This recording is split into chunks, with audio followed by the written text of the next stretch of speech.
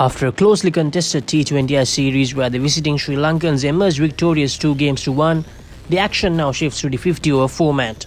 The last bilateral series between the two sides took place in 2021, where Bangladesh managed to register their first ever ODI Series win against Sri Lanka. The last time these two sides met in the format was at the World Cup few months ago, and Bangladesh made history there as well with a first ever World Cup win against their South Asian counterparts. The two teams have faced each other 54 times in the format so far, and the Islanders have won the majority of the games with 42 wins, while the hosts have won only 10 with 2 games ending without a result. So far this year, Sri Lankans have managed to build an unbeaten streak in the format with 5 wins out of 6 games, with 1 game ending as a washout. Papare, who struck a phenomenal double century against Afghanistan just last month to become Sri Lanka's first ever double centurion in the format, is not only Sri Lanka's highest run scorer for the year, he is currently the top run scorer in the format for 2024 globally.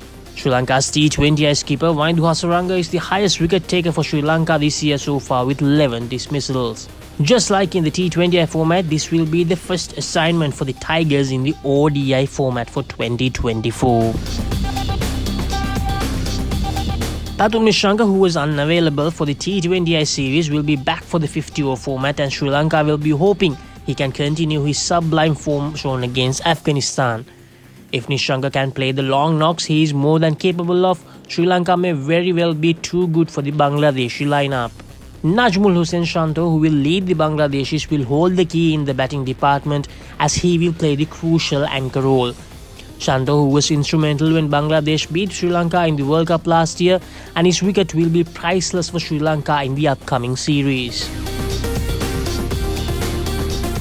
Sri Lanka will stick to the same squad who have done recently so far in the year, and they would want to show consistency in the side with a group of core players which they have managed to create in the last 2 assignments. Whether that settled unit can continue in the same fruitful manner is the million-dollar question in hand.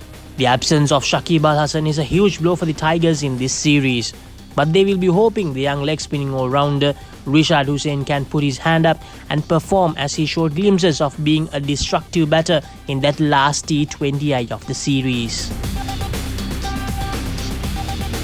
All the 3 games of the series will take place at Chattogram, and this will be Sri Lanka's first game at the venue after 2006. So far, 28 games have taken place at the venue, and the team chasing have won 16 of them, while the team batting first have won 12. More than 40% of the games here have produced totals over 270, so we can expect some good competition between the bat and the ball, with the added intensity between the two sides.